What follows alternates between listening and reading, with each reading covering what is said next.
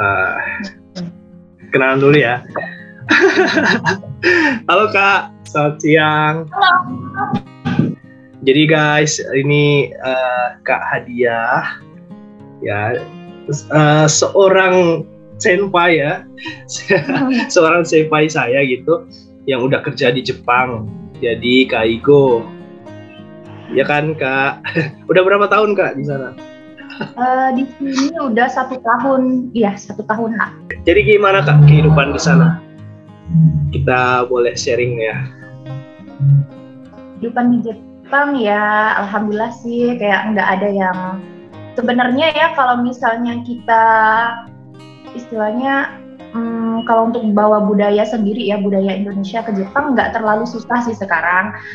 Apalagi Muslim kan, terutama masalah soal agama dari segi kehidupan ya, dari agama. Iya. Jadi orang Jepang itu tidak ada unsur mengintimidasi gitu, nggak ada. Alhamdulillahnya seperti itu. Mereka membebaskan sebebas-bebasnya orang asing seperti kita yang beragama Muslim untuk menjalankan kehidupan kita sesuai dengan agama kita. Agama ya. Kalau misalnya masalah sholat dalam kehidupan sehari-hari, kita kan bekerja kan setiap hari kan. Kalau misalnya udah waktu jam sholat, biasanya mereka akan kalau di tempat saya pribadi ya, kalau di tempat aku pribadi, iya, mereka tuh biasanya akan memperingati gitu. Ini udah waktu sholat, apa kamu nggak pergi sholat? Malahan mereka yang mengingatkan kalau kita tuh kayak lewat sedikit gitu dari jam sholatnya. Nah, biasa juga kita yang minta izin ke mereka dan mereka memaklumi gitu. Nggak ada sama sekali yang, kamu nggak boleh sholat ya, ini masih jam waktu kerja, nggak boleh ya, nggak ada sih ya, alhamdulillah nggak ada yang seperti itu, yang kayak mengintimidasi nggak ada. Jadi mereka membebaskan gitu.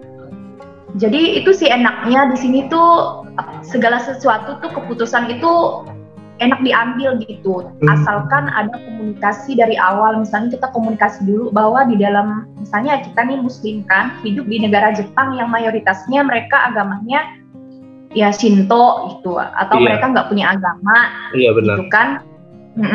Jadi kita tuh komunikasi dulu ke mereka gitu, bahwa saya ini Muslim, saya dalam sehari itu ada waktu sholatnya 5 kali gitu. Jadi jam ini. Jadi mereka nanti bakalan mencatat dan mereka nanti bakalan itu masukin ke dalam memo mereka gitu, biar mereka tahu punya jadwal sholat gitu. Jadi ketika nanti kita minta izin sholat, mereka udah nggak nanya kenapa mau kemana, mereka udah nggak nanya. Jadi mereka udah ngerti. Oh iya. Yang ngomong soal sholat ya Kak, ini kan di tempat Kak Hadiah ini ditanyain kan, sampai ditanyain gitu kan, ini udah waktu sholat loh begini, kamu nggak sholat. Nah kalau misalnya lagi kerja gitu, kalau misalnya lagi ngurus pasien gitu, itu kalau misalnya mau izin sholat itu dikasih nggak? Maksudnya dalam sementara kerja nih, lagi kerja gitu. Di kerja? Oh, sementara kerja gitu? Iya, sementara kerja gitu, maksudnya pas lagi ngurus pasien gitu, pasiennya banyak atau mungkin ada pekerjaan yang berat gitu, terus waktu bertepatan sama waktu sholat gitu, itu diizinkan. Nah, biasanya kalau misalnya situasinya seperti itu, misalnya kan pasien lagi sibuk-sibuknya, pasien lagi rame-ramenya, terus kita bertepatan dengan waktu sholat kita. Biasanya kita tetap harus, misalnya kita tetap lapor gitu, mohon maaf boleh nggak saya minta izin untuk sholat 10 menit sebentar gitu, apakah pekerjaan ini bisa saya tinggalkan sebentar. Biasanya ditanya seperti itu sih, komunikasi sih yang lebih utamanya. Terus masalah mereka mengizinkan atau tidak, nanti ya dari merekanya gitu. Dan biasanya kalau yang di tempat saya ya saya nggak tahu, tapi kalau yang di tempat lain, tapi kalau ini yang saya temui ya, waktu saya istilahnya lagi sibuk-sibuknya kerja, terus sudah masuk waktu sholat kan tidak bisa ditunda.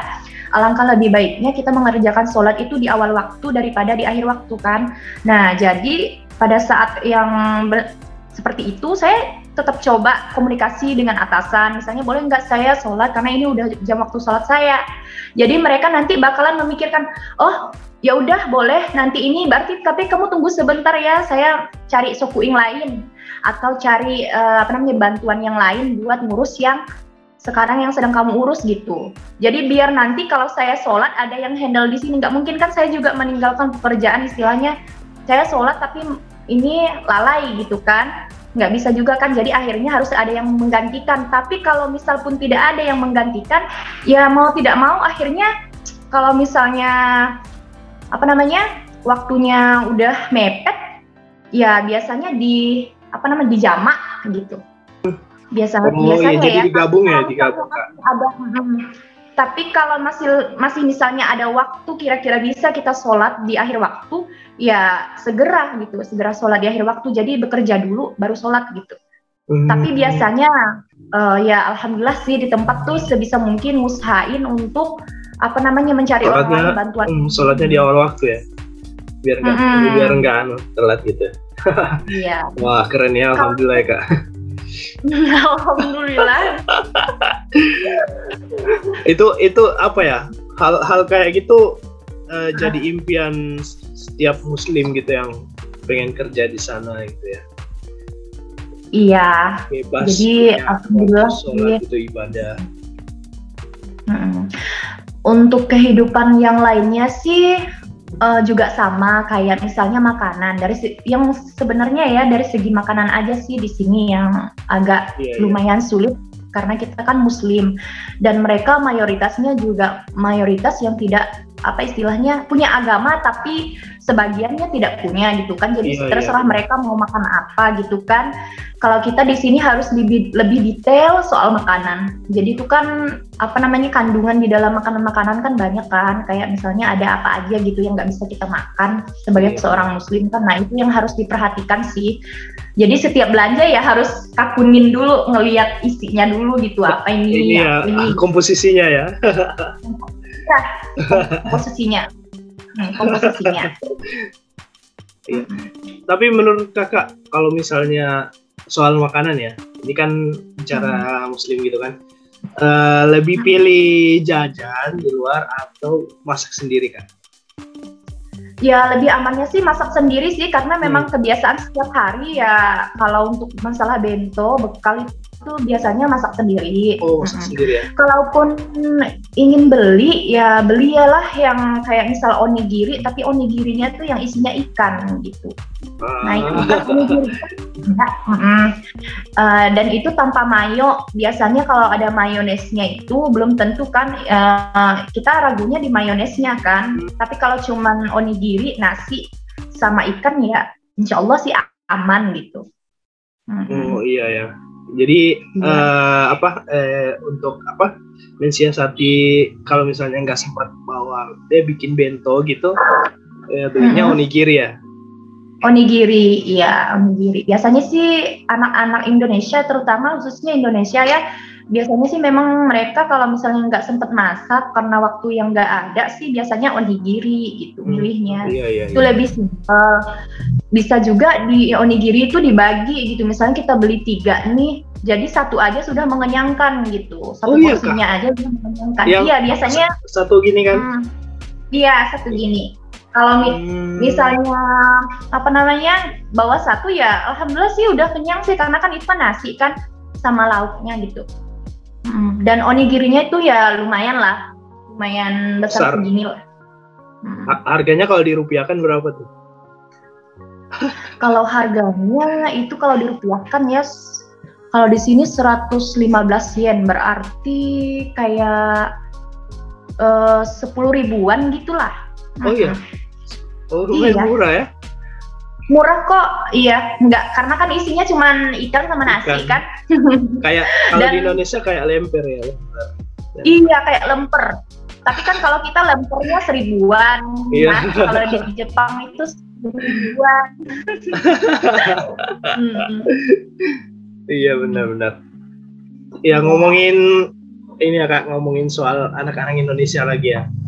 Ini kan kalau dibilang ya, ini Indonesia jadi salah satu penyuplai tenaga kesehatan di Jepang gitu kan. So, Kaigo, Kangoshi gitu. Indonesia jadi salah satu negara penyumbang tenaga kerja gitu. Tapi kok sedikit gitu yang misalnya sambil kerja gitu kan dia mungkin bisa bikin YouTube gitu atau apalah. Alasan para pekerja di Jepang khususnya Kensuse ya magang itu jarang banget ada yang bikin konten YouTube. Sebenarnya sih gini, mereka bisa-bisa aja sih, kita yang Ginoji Suse sambil kerja sambil nge-vlog bisa aja sih sebenarnya gitu. Cuman kan di sini yang menjadi kendalanya adalah waktu dan pekerjaan itu sendiri gitu, dan juga orang-orang di sekitar kita gitu kan. Orang Jepang kan mereka kan sikapnya juga lumayan tertutup ya. Ada juga ranah-ranah pribadi mereka yang mungkin apabila kita nge-vlog di tempat kerja itu ya harus istilahnya meminta izin mereka dulu apakah bisa direkam gitu, diambil gambar. Direkam tidak gitu. Dan terutama tentang lansianya sih, kan lansia di sini kan juga privacy ya, adalah hal yang privacy, nggak semua orang bisa gitu. Istilahnya ngerekam atau ngambil gambar tanpa persetujuan mereka. Dan belum lagi kita harus ngurus izin perizinan untuk ngerekam gitu ke atasan atau ke pihak rumah sakit atau pihak pantinya sendiri gitu. Jadi nggak mudah itu. Yang itu pertama ya kalau untuk ngevlog di tempat kerja. Iya. Terus kalau ngevlog yang sehari-hari, kenapa kita nggak ngevlog pas kehidupan kita sehari-hari gitu? Karena gini, waktu pekerjaan di sini itu sangat panjang gitu. Kita bisa kerja itu dari pagi, misalnya pagi itu kita berangkatnya jam 8 pagi dan pulangnya jam 6 malam. Nah, bayangin kan sehari-harian kita di tempat kerja dan pulang malam gitu. Kalau capek gitu kan. Bisa sih sebenarnya kita ngevlog malam gitu, tapi badan kita udah capek gitu. Badan kita udah iya. Kita datang ke rumah udah tidak punya waktu buat ngevlog gitu. Nah, besok harus kerja lagi. Jadinya terus, tidur kan, istirahat. Terus pertanyaannya kenapa nggak libur aja? Kan libur kan bisa tuh, kan hari libur tuh bisa ngevlog. Nah, satu lagi, kalau kita istilahnya dalam seminggu kita ada 6 hari kerja dan cuma 1 kali libur, otomatis yang biasanya kan kita lebih mengutamakan kalau misalnya nih udah mati-matian kerja 6 hari, otomatis aku harus kasih rehat badanku 1 hari, itu memang free banget buat bener-bener tiduran. Tiduran gitu. Memang capek. Kalau libur ya dimanfaatkan buat libur beneran atau setidaknya buat belanja atau kita setidaknya buat mempersiapkan buat besok kita kerja lagi gitu, kayak mencuci pakaian, menyetrika pakaian gitu. Mungkin itu yang menjadi kendala anak-anak yang ada di Jepang, kenapa mereka nggak ngevlog, karena waktu sih sebenarnya gitu dan tenaganya juga gitu. Iya benar. Oke Kak, ini terakhir ya. Soal Muslim lagi ya. Ini kan udah 1 tahun di Jepang kan. Jadi udah pernah ngerasain Ramadan di sana gitu. Coba ceritain dong Kak, Ramadan di sana gimana? Maksudnya dari orang Jepangnya sendiri gitu. Terus kitanya bagaimana di waktu puasa, kerja, hari raya gitu, Idul Fitri. Ya, gimana Kak? Kalau dari segi ibadah, terutama di sini kalau puasa terus Lebaran ya itu sih sedihnya ya, sejauh-jauhnya kita pergi, seindah-indahnya rumah itu ya rumah kita sendiri gitu, seindah-indahnya negeri itu ya negeri kita sendiri gitu. Kenapa dibilang gitu? Ya hal itu yang dikangenin, karena di sini kan tahu sendiri kan seperti yang dibilang di awal bahwa mayoritas keramaian orang Jepang itu adalah Shinto ataupun nggak punya agama gitu. Jadi kalau di sini tuh kalau untuk urusan puasa, sebenarnya puasa dijalankan seperti biasa ya, kita sahur jam 3 ya, bangun jam 3, terus nanti jam 5:30 buka ya, jam 5:30 kita buka. Cuman pas perayaan lebarannya aja sih yang beda. Kenapa beda? Karena memang di sini minoritas kan Muslim, jadi ya cuman yang sesama kita Muslim aja, misalnya cuman ada 4 orang atau 3 orang, ya cuman 4 orang dan 3 orang itu aja yang ngerayain Lebaran dan ngerayain gitu, itu sih yang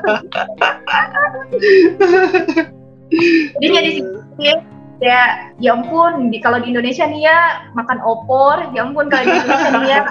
Iya benar. Kalimat, tradisi sama orang tua, saudara, berkunjung ke rumah kerabat gitu kan. Ya kalau di sini ya nggak ada siapa sih. itu yang bikin kangen negeri sendiri ya. Iya. Terus kalau mau makan opor ya harus masak sendiri dengan rasa yang beda dari buatan ibu kan seenak-enaknya opor buatan tangan ibu. Iya benar. Ya itu sih sedih sih.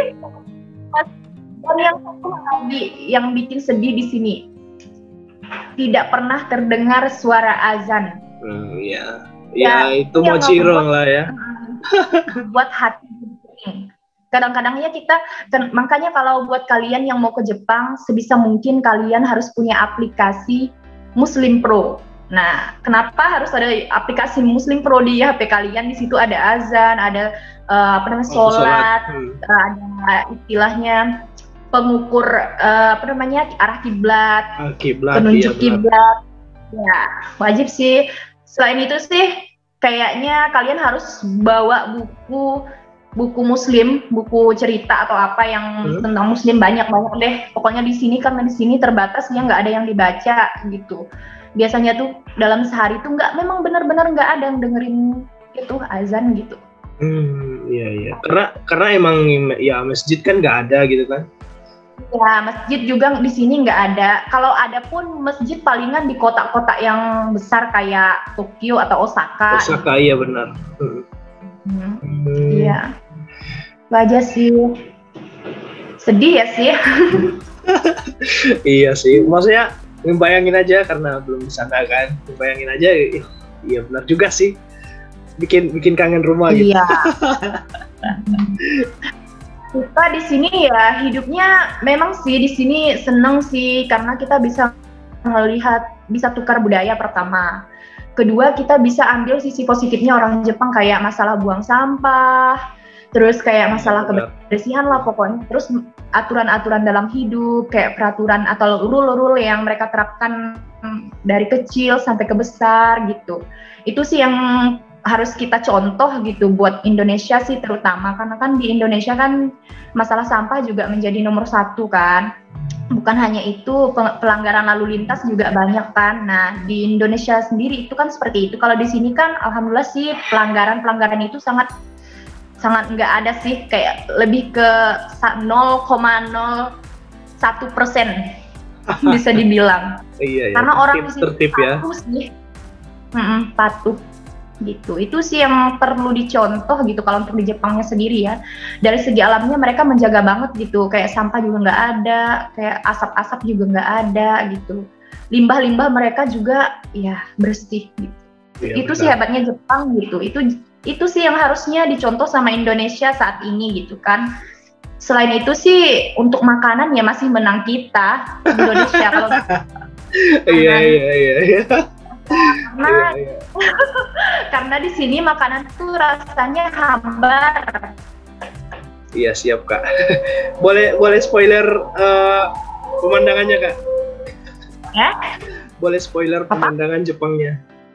Oh, oke. ini berhubung aku di lantai 3 mungkin sebisanya yang kayak gini sih. Apa namanya? Dibikin horizontal ya? Oke. Horizontal ya. Nah. Oke. Nah ini dari lantai 3 sebenarnya itu ada sungai. Mungkin aku akan keluar ya bentar ya. Nah ini kondisi perumahan Jepang ya. Oke. Terus di sana itu ada rel kereta. Di apa ya yang melintas di sungai itu ya? Iya, itu rel kereta api. Terus tuh ada sungainya. Ini ada bukit sih. Di sini bukit. Nah ini kalau dari rumah ya. Tapi kalau untuk ke pusat kota sekitar 15 menitan lah. 15 menitan ya? Iya 15 menitan baru sini. Di kota apa Kak? Di Wakayama ya? Ya ini di Wakayama. Iya Wakayama. Keren. Itu laut ya bukan ya? Ini sungai sih, bukan laut. Enggak, maksudnya yang di sebelahnya. Jauh ya, jauh dari laut ya. Oh, ini jauh dari laut. Tapi di sini katanya ada pantai sih, cuman kita belum pernah pergi ke pantainya. Oh iya. Ya, kondisinya seperti ini sih. Tapi alangkah lebih bagusnya pas musim apa namanya? Musim semi ya. Musim semi, iya. Sekarang bukannya musim dingin ya? Iya, sekarang musim dingin, tapi di sini karena kita bukan bagian bagian bawah. Jadi bagian atas kali. Iya, bagian atas, iya. Iya. Karena kita bukan bagian atas, jadi tuh nggak ada salju. Mungkin dapat imbasnya cuma dingin. Suhunya aja yang dingin ya, nggak ada saljunya. Iya, dingin. Dingin di sini itu bisa mencapai 2 derajat, 3 derajat gitu, tapi belum pernah sih minus. Kita belum pernah minus. Iya. Palingan 2 derajat, 3 derajat gitu, tapi dingin kayak di kulkas. Iya. Ya kulkas segitu sih suhunya. Pernah sih salju turun, cuman tuh tipis-tipis gitu. Pernah turun tapi nggak sampai ini ya, membumbung gitu. Iya, nggak sampai itu istilahnya nggak sampai banyak gitu. Iya, betul. Palingan kalau banyak itu di Akita sama Hokkaido yang di daerah paling Iya, di bagian atas iya. Aku dapatnya di sana, Kak. Wow, selamat ya. Berarti kamu harus sediakan lotion, sediakan lip balm, karena yang seperti yang sudah dialami, bibir retak, pecah-pecah, berdarah. Iya benar. Kulit rusak sehancur-hancurnya karena kan kering. Setiap dikasih hand body lotion kan, dia bakalan pas kita keluar rumah itu bakalan udah kering lagi gitu. Jadi harus tetap ada di saku. Setiap kering oles gitu. Karena jujur ya, Fer, kulit aku Fer di sini. Jujur ya, rusak memang parah rusaknya. Ini udah pakai lotion loh. Masih ada yang luka gitu. Retak. Parah ya. Bibir juga udah 3 kali berdarah gitu. Ya se-ekstrim itu sih. Makanya kalau kamu nanti ke Hokkaido atau kemana ya siapin aja sih, maksudnya kayak lotion, siap sedia lip balm. Lip balm kan bukan hanya untuk cewek kan? Iya sih. Terus lotion, terus terutama siap sih, jangan lupa. Iya Kak. Terima kasih sarannya Kak. Iya. Oke Kak, itu aja sih yang cepat ya muncul ya. Jangan betah. Amin. Jangan betah berkelana di Indonesia. Iyalah. Emang kalau ke Jepang itu sebenarnya cita-cita sih. Jadi ya gimana ya? Sekali-kali keluarlah untuk belajar. Iya benar. Di sini aman, enak, aman, dan di sini ya tentunya istilahnya pola pikir orang sini udah maju lah, seperti negaranya juga. Makanya kenapa mereka dikatakan negara maju, karena pola pikir orang sini udah maju gitu. Iya. Mereka tuh nggak lagi ngurusin masalah ini. Kalau kita kan masih banyak kan ini. Mereka tuh udah nggak ngurusin masalah hal-hal yang kayak gitu. Mereka udah pemikirannya udah ke depan. Mereka juga patuh sih di sini orangnya. Iya. Patuh, jadi ya kalau salah, kalau ya benar, on time, dan kedua tuh mereka on time. Jadi pernah nih ada satu kejadian nih. Waktu itu kan pertemuan kan, dan sebisa mungkin kita tuh harus datang tepat waktu kan. Jadi tuh dia ada kayak rapat gitu. Kita kan ada rapat per bulan. Jadi bagi staf yang terlambat itu langsung kayak dipotong gaji gitu. Kayak dipotong gaji. Mereka tuh tegas gitu. Mereka waktu itu kan rapatnya harusnya datang jam 5.30. Jadi mereka itu datang, dia cuma lewat 2 menit. 5.32. Temen aku nih ya, Fer, 5.32 langsung ditegur. Kenapa telat? kamu telah membuat orang menunggu loh. Ini kita udah menunggu loh, menunggu kamu 2 menit loh. Bilang kayak gitu. Wih, gila. Kalau bisa sih kalau ada janji, kalau misalnya pertemuan dimulai 5.30, sebisa mungkin 15 menit atau 20 menit sebelum dimulai, kamu udah harus stay di tempat sih. Iya Kak, siap. Itu sih rule rule yang paling istilahnya menonjol gitu. Mereka disiplin orangnya. Iya Kak. Okay. Semangat lah ya, nanti kamu juga bakalan ngerasain sih jadi jujur. Iya benar. Ya Kak, makasih ya Kak udah menyempatkan waktu gitu di sela-sela kesibukannya. Ini sebentar mau dinas kan? Iya, ini mau lanjut dinas malam sih. Iya Kak, makasih ya Kak, gambat deh. Iya, sama-sama. Makasih ya Kak, sehat-sehat terus. Iya. Insya Allah banyak rezeki ya di sana. Nantilah kalau misalnya ada kesempatan mungkin kita bisa ketemu nanti di sana ya. Kayak di asrama nanti ya. Ya, semoga ya. Makanya cepet-cepet muncul ke sini biar bisa nge-vlog. Amin, iya. Makasih ya Kak. Iya, sehat ya kamu ya di sana ya. Iya, amin. Doa nyusul ya. Siap. Oke Kak, makasih ya. Jangan lupa lip balm. Iya. Sudah pasti. Canda aja sih, Fer. Oke Kak, makasih ya.